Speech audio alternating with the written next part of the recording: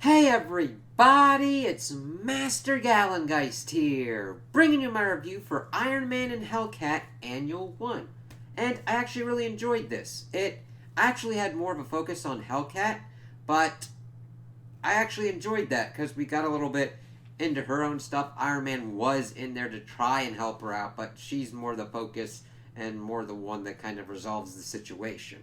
So we start off the issue, and I actually really like the art style that's done for this annual issue. It's still close enough to what we've been getting uh, in the kind of regular series, but it just really fit very well. And I also like the way that the armor's done later on. It's just whenever you're doing an Iron Man one, if you don't really get the armor right and that kind of tech right, it always doesn't really sit well with me. But then we also get some other kind of interesting art as well. But we start off and we're like, wait a minute, I thought you said she wasn't getting married to him. And we see all these weird, we see the normal kind of guest. We see the interesting looking Doctor Strange right there. We see the Silver Surfer talking with Doctor Doom. And then someone's telling her to like use her claws to cut the cake, and it's like all disgusting and everything. She almost immediately wakes up and vomits on this plane, and this dude then starts kind of being kind of creepy of when like, oh yeah, I know who you are. I used to have a big crush on you. You want to go out? And then she like immediately punches him. And granted, she's telepathic and can probably figure out what he's thinking of. But it's like, whoa, shit. I know she's in a hyped up, stressed kind of state because of the dream, and it's like, ooh. So we see her get off the plane and meet with this Hetty Wolf, annoying. Understandable that she's probably like kind of a friend, but kind of not, because she starts saying all this stuff of like, oh yeah, we haven't caught up in ages. She's like driving her to this house thing that she's got to deal with. Let me see here.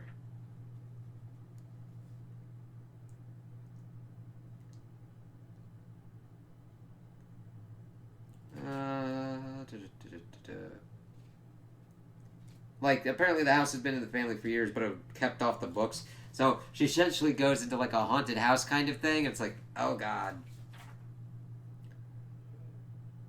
And she keeps pretty much like being negative about the whole place. And like, granted, I understand it's kind of all. Yeah, well, it doesn't look that bad from like the art. I mean, like, granted, there could be a lot of other work that needs to be done that like a home inspector would do. But she's like, I don't know, I could refurbish, I could sell it, make it a rental. You could build a secret base under it since that's your thing. And she's like, okay. And then she calls her, reading her mind that like she broke up with this dude and lost her job and all that stuff. And then she brings up that she and Tony are on a break, and that uh, she pretty much got fired from her job because she forgot to invite Kenny G to like a jazz album launch. And I'm like, that fucking sucks and is fucking stupid. So they instead decide to have like a sleepover kind of thing. She starts kind of like going through the house and then finds this like little stuffed rabbit. It's like, oh, okay, this thing's kind of cute. She's like, I wouldn't fuck with that if I were you. So then she pretty much goes to sleep because of jet lag. And then she wakes up and sees that Hetty's bedroom is like covered in blood and shit. And she's freaking out. So she calls Tony and is like, yeah, I'll be there in 33 minutes. And then the bunny's like, your claws. It's like, what the fuck?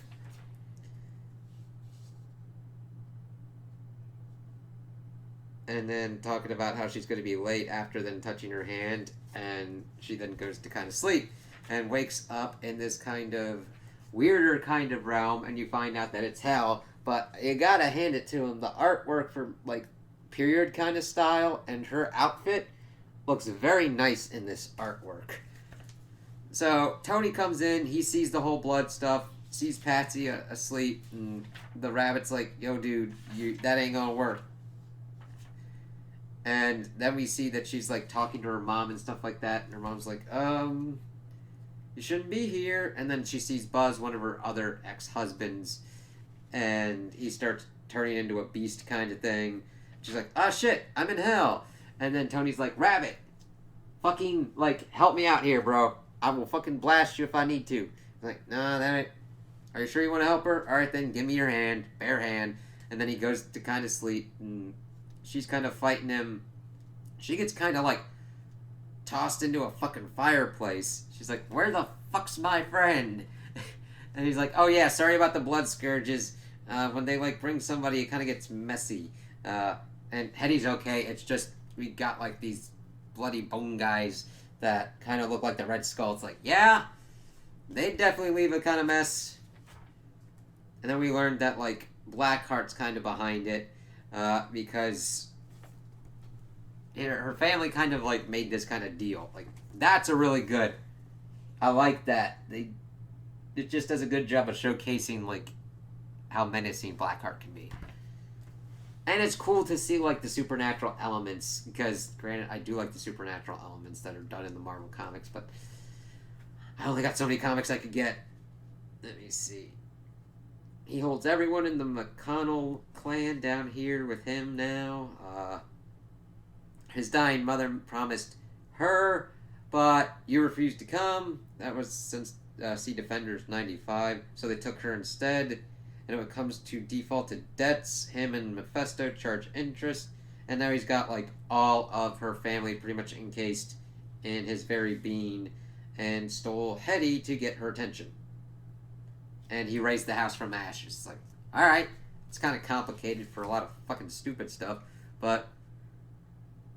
And he pretty much gives her like, hey, listen, if you come with me, I'll free your whole family. It's like, I've been a prisoner in hell before, I ain't gonna do it again. And then bringing up, like, you're one of us, the Dark Realm's your true home, stronger here. Wants to pretty much offer to be a valuable captain in Mephisto's army and do all this kind of stuff.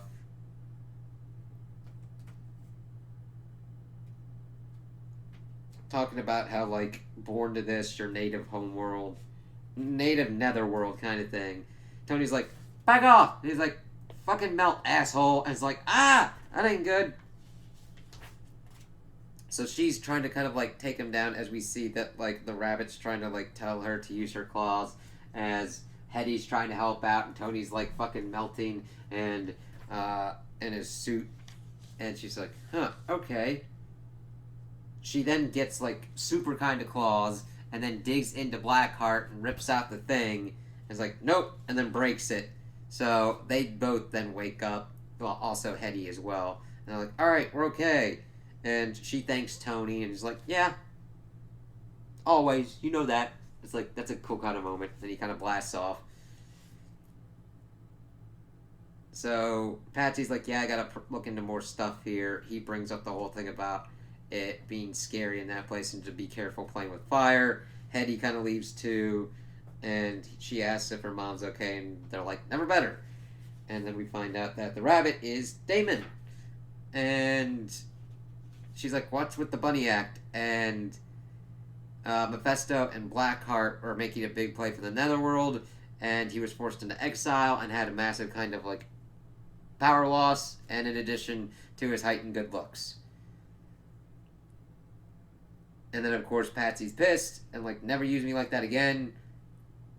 And then said that, like, oh, what if I said that I cared about you and my mother-in-law? And he's trying to, like, get her to ally with him. She just takes him out and kicks him out of the fucking house. I'm like, yeah, he kind of deserves that one. And then she's just, like, contemplating stuff as she's kind of, like, done. And I'm like, oh, okay. That's a kind of cool little thing to kind of have, like, for an annual. And I do, even though it didn't focus a lot on Iron Man, I still enjoyed it because it gave me more info and kind of more stuff going on with Patsy and Hellcat, and I appreciate that because since they've been doing a lot with her in Tony's kind of support network and even having her as a love interest for Tony, we kind of needed this, and I like that. Now granted, I would have rather preferred that it had been a little bit more balanced. However, this story heavily focuses on Patsy, and you can only do so much with Tony, and I like that they had it be that it was like her being able to kind of like deal with and handle the situation, and that Tony showed up to help her out as well. That shows both good stuff for both of the characters.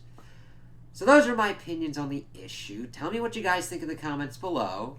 If you liked it, if you didn't like it, if you agree with me, if you disagree with me. Also like and subscribe, and I hope you have a good day.